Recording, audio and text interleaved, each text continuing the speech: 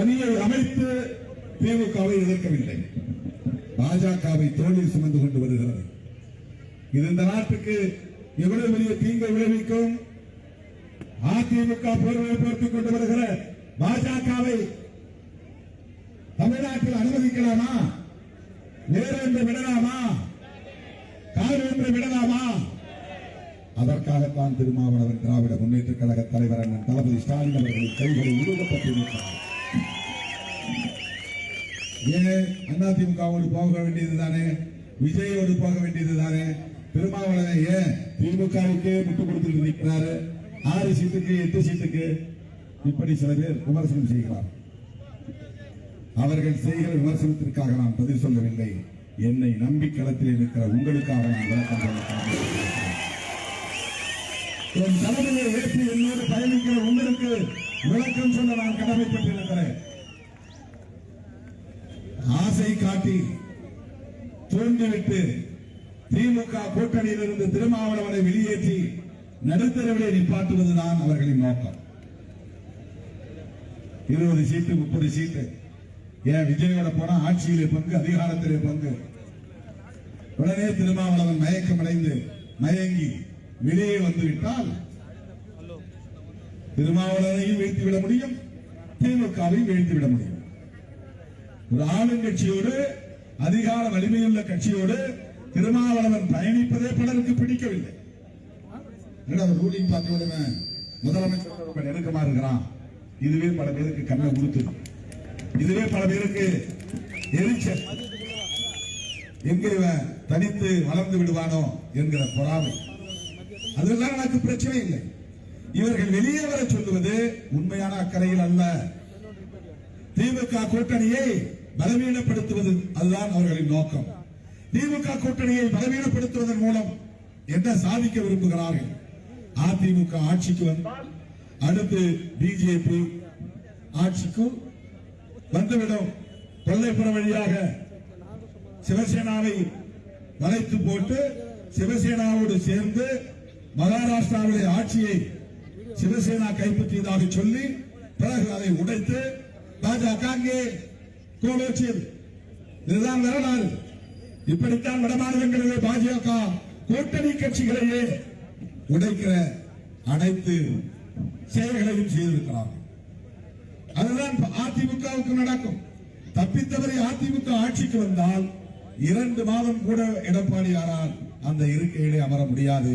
பாஜகவினர் அவரை தூக்கி எறிந்து விடுவார்கள். காரைக்குடி ராஜாவோ, ஆட்டுக்குட்டி அண்ணாமலையோ, தமிழிசை சவுந்தரராஜனோ, நயினா நாகேந்திரனோ யாரோ ஒருவரை அந்த இடத்திலே அமர வைப்பார்கள். இதுதான் நடக்கும். இது எடப்பாடிக்கும் தெரியும். அதனால்தான் அவர் என்ன நினைக்கிறார்னா, ஆட்சி வேண்டாம், எதிர்கட்சி தலைவராக இருந்தா போதும் அப்படிங்கிற கணக்கில் பிஜேபியோடு சேர்ந்திருக்கிறார். அவருடைய எதிர்பார்ப்பே எதிர்கட்சி தலைவர் தான், முதலமைச்சர் கிடையாது. ஆனால் அவருக்கு துணை செய்ய நண்பர் விஜய் வந்திருக்கிறார். அவருடைய ஒரே நோக்கம் திமுகவை வீழ்த்துவதுதான். என்னுடைய எதிரி திமுக என்கிறார். நான் கேட்கிறேன், திமுகவை வீழ்த்திவிட்டு அந்த இடத்தில் விஜய் வந்துவிட முடியுமா? முதலமைச்சராக வந்து அமர்ந்து விட முடியுமா? கட்சி தொடங்கிய 2 ஆண்டுகளில் அவர் முதலமைச்சர் ஆகிவிட முடியுமா? அவருக்கே தெரியும் ஆக முடியாது என்று. ஏன் பெரம்பூரிலே ஜெயிப்பாரா என்பது கேள்விக்கு அவருக்கே சந்தேகம். அதனால்தான் திருச்சி கிழக்கிலும் விண்ணப்பம் போட்டிருக்கிறார், போட்டியிடுகிறார். முத்துவேல் கருணாநிதி ஸ்டாலின் அவர்கள் கொளத்தூரில் மட்டும் போட்டியிடுகிறார். எடப்பாடி பழனிசாமி அவர்கள் எடப்பாடியில் மட்டும் போட்டியிடுகிறார்.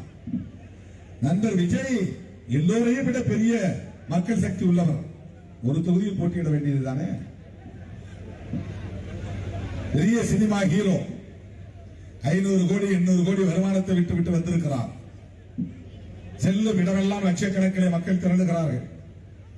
சரி, பெரம்பூரில் மட்டும் போட்டியிட வேண்டியதுதானே. ஏதேனும் ஒரு ஊர்ப்புறத்தில் ரூரல் ஏரியாவில் ஒரு தொகுதியில் போட்டியிட வேண்டியதுதானே. எம்ஜிஆர் ஆண்டிப்பட்டியிலே போய் நின்றாரா இல்லையா? எம்ஜிஆரை போல ஏன் ஆண்டிப்பட்டியிலே போய் நிற்க வேண்டியதுதானே. அவர் தேர்ந்தெடுத்திருக்கிற 2 இடமும் அர்பன் சிட்டி. ஒன்னு சென்னை, இன்னொன்னு திருச்சி. அவருக்கே சந்தேகம். அவருடைய நோக்கம் என்ன? இதுதான் என்னுடைய கேள்வி. நீங்க திமுக கூட்டணியை வீழ்த்தணும் அல்லது திமுகவை வீழ்த்தணும் என்று ஆசைப்படுவது உங்களுடைய உரிமை. ஏதோ உங்களுக்கு ஒரு காரணம் இருக்கும், ஒரு நோக்கம் இருக்கும். ஏதோ அந்த திமுக மீது உங்களுக்கு ஒரு வெறுப்பு, அதுக்கு எங்களுக்கு காரணம் தெரியாது. வெறும் அரசியல் காரணமா அல்லது வேறு காரணமா நமக்கு தெரியாது. அப்படி திமுகவை நீங்கள் வீழ்த்திவிட்டு அந்த இடத்திலே யாரை அமர வைக்க போகிறீர்கள்? உங்களால் வர முடியாது. அப்படி என்றால் யாருக்கு சாதகம் செய்ய விரும்புகிறீர்கள்? இதுதான் அவருடைய கேள்வி. அதற்கு ஒரே வாய்ப்பு, திமுக வீழ்த்தப்பட்டால் அதிமுக பாஜக தான் அந்த இடத்திற்கு வர முடியும்.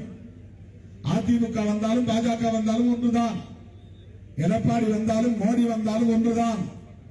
ஆக மறைமுகமாக பாஜகவுக்கு உதவி செய்வதுதான் என்ற விஜயின் நோக்கம். இது உண்மையா இல்லையா? இதுதானே அரசியல் கணக்கு. இதை மீறி ஏறு நிகழ முடியுமா?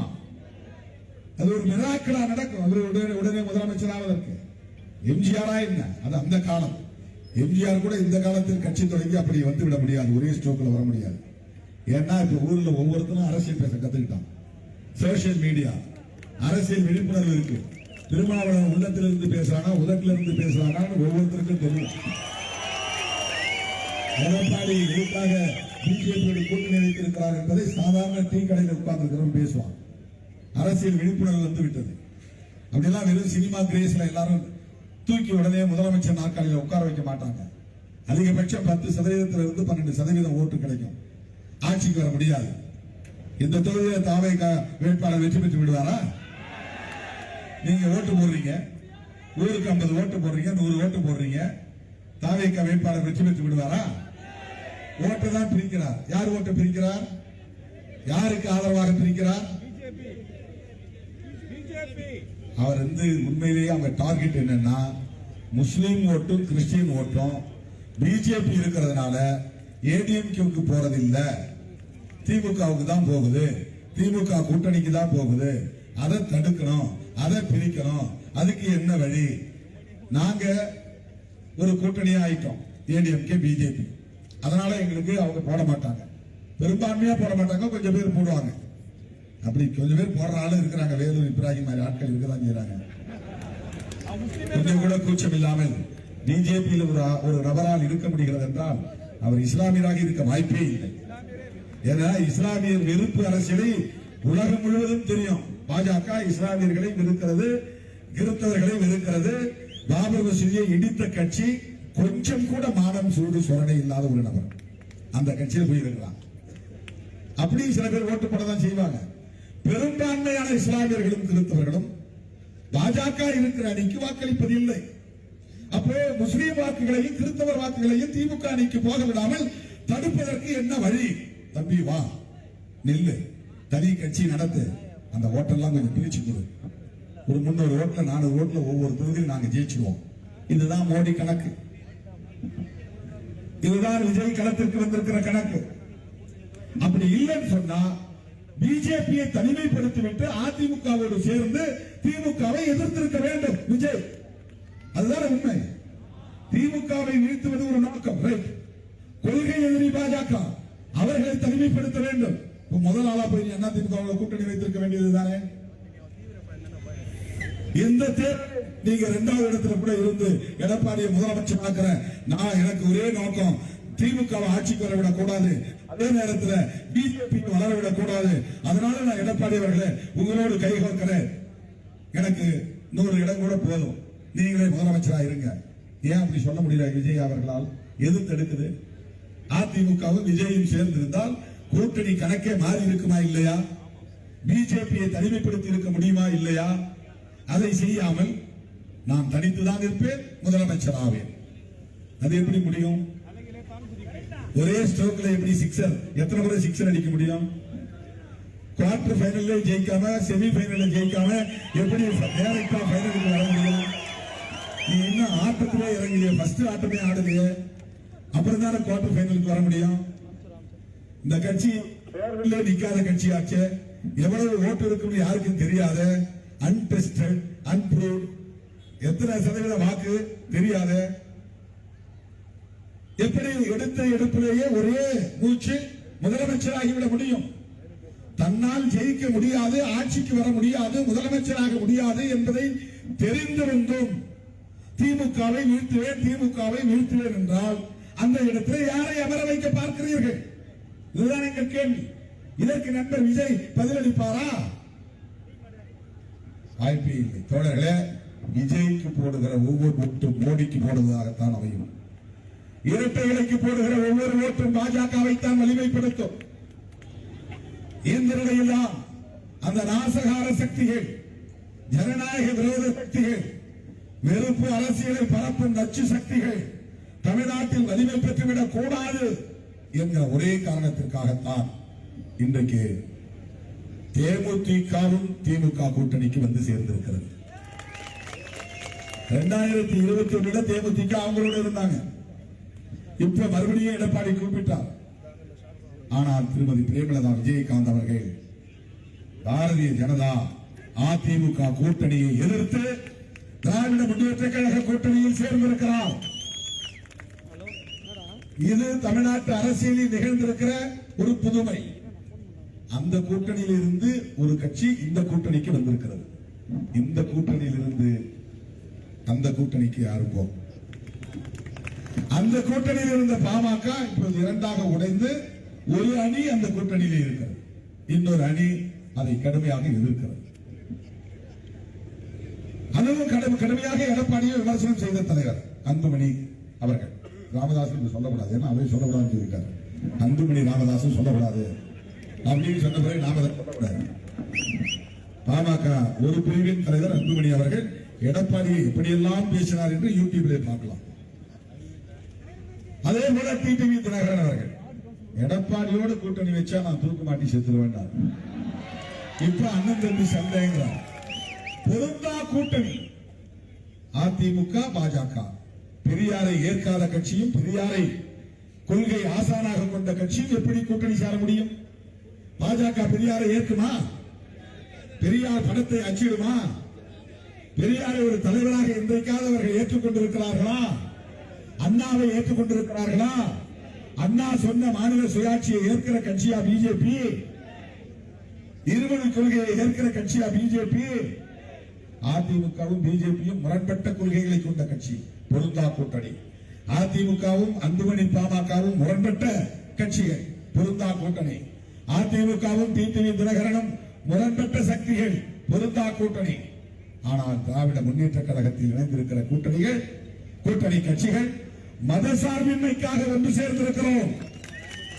புரட்சியாளர் அம்பேத்கர் அவர்கள் வகுத்தறிந்த அரசமைப்பு சட்டத்தில் உயிர்மூச்சு கோட்பாடாக மதச்சார்பின்மைக்காக உருவாக்கப்பட்ட கூட்டணி. முத்தமிழறிஞர் கலைஞர் அவர்கள் அப்போதே இந்த கூட்டணிக்கு மதசார்பற்ற முற்போக்கு கூட்டணி என்று பெயர் வைத்திருக்கிறார். எவ்வளவு தொலைநோக்கு பார்வை உள்ளவர், கோட்பாட்டு புரிதல் உள்ளவர், அரசியல் பொறுப்புள்ளவர். அந்த தலைவரின் வாரிசாக இன்றைக்கு கருத்தியல் வாரிசாக அண்ணன் தளபதி மு.க. ஸ்டாலின் அவர்கள் மதச்சார்பின்மைக்காக நம்மை எல்லாம் ஒருங்கிணைத்து நிற்கிறார். இடதுசாரிகள் இங்கே ஏன் நிற்கிறோம்? மதச்சார்பின்மைக்காக. காங்கிரஸ் கட்சி இங்கே ஏன் நிற்கிறது? மதச்சார்பின்மைக்காக. மதச்சார்பின்மை கொள்கையால் தான் இந்திரா காந்தி கொல்லப்பட்டார், காந்தியடிகள் கொல்லப்பட்டார். அரசமைப்பு சட்டத்தின் முகப்புரையை திருத்தம் செய்து மதச்சார்பின்மை என்கிற செக்யூலரிசத்தை இணைத்தவர் இந்திரா காந்தி அம்மையார். மதச்சார்பின்மை கோட்பாட்டில் காங்கிரசுக்கு ஒரு உறுதிப்பாடு உண்டு. அதனால் தான் நாம் ஒன்று சேர்ந்திருக்கிறோம். ஆகவே இந்த கூட்டணிக்கு வாக்களிக்க வேண்டும் என்பதற்கு இன்னொரு முக்கியமான காரணம், அரசின் சாதனைகள் தொடர வேண்டும் என்பது எவ்வளவு முக்கியமான காரணமோ அதை போல தமிழ்நாட்டை இந்த நாசகார சக்திகளிடமிருந்து, சங்பரிவார் கும்பலிடமிருந்து, சமூக நீதி விரோத சக்திகளிடமிருந்து, சமத்துவ விரோத சக்திகளிடமிருந்து காப்பாற்ற வேண்டும் என்பதற்காக பானை சின்னத்திற்கு வாக்கு கேட்டு உங்களை நாடி வந்திருக்கிறோம். தளபதி மு.க. ஸ்டாலின் அவர்கள் ஆட்சி தொடர வேண்டும். தமிழையும் தமிழ் மண்ணையும் தமிழ் மக்களையும் பாதுகாத்திட வேண்டும். அவருடைய வாழ்த்துக்களை பெற்ற வேட்பாளர் அரக்கோணம் தொகுதியில் வெற்றி பெற வேண்டும், வெற்றி பெற வேண்டும். உங்கள் பொன்னான வாக்குகளை, முத்தான வாக்குகளை பானை சின்னத்திலே முத்திரையிடுங்கள். அவர் இந்த ஊருக்காரர், இவருடைய அம்மா பிறந்த ஊர் ஷாநகர், அவருடைய அம்மாவின் அம்மா பிறந்த ஊர் ஷாநகர். ஆகவே அவருடைய தந்தை இந்த மண்ணிலேயே சுற்றி சுற்றி வந்தவர்.